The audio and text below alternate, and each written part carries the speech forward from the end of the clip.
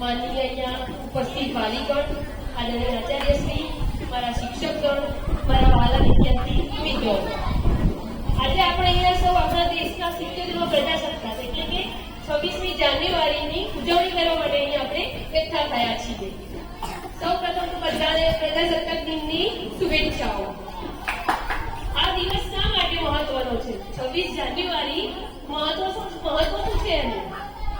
આપણું બંધારણ દુનિયાનું સૌથી મોટું લેખિત બંધારણ છે, જે ડોક્ટર બાબા સાહેબ આંબેડકર છે એના નેતૃત્વ હેઠળ તૈયાર કરવામાં આવ્યું હતું. આ બંધારણ આપણને સમાનતા, સ્વતંત્રતા અને ન્યાયના અધિકારો આપે છે. આ દિવસ આપણને યાદ અપાવે છે કે આઝાદી મેળવવા માટે ભગતસિંહ, સુભાષચંદ્ર બોઝ, ગાંધીજી, સરદાર વલ્લભભાઈ પટેલ જેવા દેશભક્તોએ પોતાના બલિદાન આપી દીધા છે આ દેશ માટે. આજે જ્યારે આપણે સૌ અહીંયા ત્રિરંગો લહેરાવીએ છીએ ત્યારે આપણને આપણી ફરજ છે કે આપણા દેશનો વિકાસ એનો આપણે ફાળો આપીએ. એટલે માત્ર ભાષણ આપવાથી આપણે દેશનો ફાળો નથી આપી શકતા, પણ એના માટે આપણે નાના નાના પ્રયત્નો કરવા જોઈએ. કેવા પ્રયત્નો? જેમ કે સ્વચ્છતા રાખવી.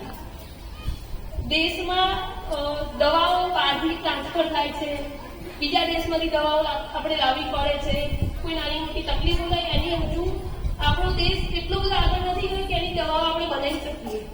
અને નવા નવા રોગો તો આપણે દવાઓ બધી છાંટીએ બધી મળી જ જાય છે. રોગ એ હવે વારસામાં મળી ગયો છે, પણ એની દવાઓ આપણને હજુ સુધી મળી નથી. તો આપણે એવા પ્રયત્નો કરવા જોઈએ કે સ્વચ્છતા રાખવાની. સ્વચ્છતા એટલે આપણા ઘરથી શરૂઆત કરવી. એ મોટો દેશનો ફાળો છે. આપણા ઘરમાં સ્વચ્છતા રાખીએ, શાળામાં સ્વચ્છતા રાખીએ, આપણા ગામમાં સ્વચ્છતા રાખીએ, એ બધું જ આપણે દેશને ફાળો આપ્યો કહેવાય છે. બીજું, કેવો નિયમ રાખવો જોઈએ આપણે કે નિયમોનું પાલન કરવું જોઈએ. સરકારના જે નિયમો છે, ટ્રાફિકના નિયમો છે, એનું પાલન કરવું જોઈએ. આપણે જોઈએ છીએ કે કોઈ એક્સિડન્ટ થાય છે તો બાઇક પર જતા હોય એક્સિડન્ટ થાય છે તો હેલ્મેટ નથી પહેરેલું હતું તો કદાચ એ સમયે બચવાની કોઈ આશા નથી રહેતી, તો આપણે હેલ્મેટ પહેરવું જોઈએ. ગાડી લઈને જતા હોય તો ફરજિયાત સીટ બેલ્ટ બાંધવો જોઈએ.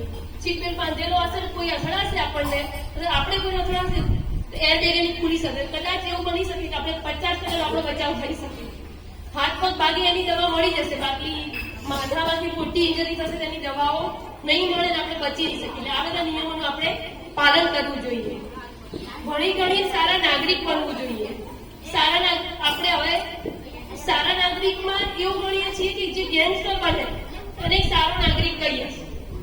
હાલ બધા એને સારો નાગરિક કહે છે. મેં તો મારી પાસે તોડી નાખ્યું બધું એને એક સારો નાગરિક કીધો છે. એટલે એ બધું આપણે ધીમે ધીમે નાબૂદ થાય એના માટે પ્રયત્નો કરવા જોઈએ. એ બધું આપણા દેશ માટે છે, આપણા પોતાના માટે નથી, આપણા દેશ માટે છે.